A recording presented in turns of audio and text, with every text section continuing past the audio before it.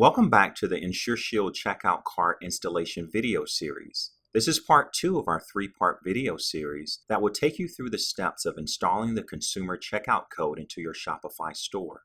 The purpose of this video is to walk you through entering the code into your test theme. This way you can preview the checkout cart feature. First, find your newly created InsureShield test theme we created in part 1. Click Actions, then Edit Code. Navigate to the search bar on the left-hand side of your screen. Search for main-cart-footer.liquid. In the event you do not find this file, refer to the installation instructions found on the UPS Capital website to find the cart file that needs to be edited for your store. If you found main-cart-footer.liquid, use the Find feature by clicking both Ctrl and F on your keyboard and search for cart__CTAS.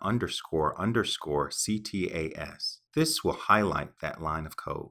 Above this line of code, copy and paste your new line of test div code, which can be copied and pasted from the title above this video. Once the code has been placed, click the Save button.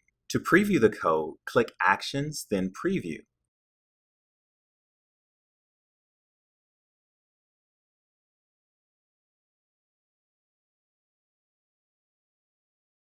By selecting Preview, you can check that the code has been placed correctly.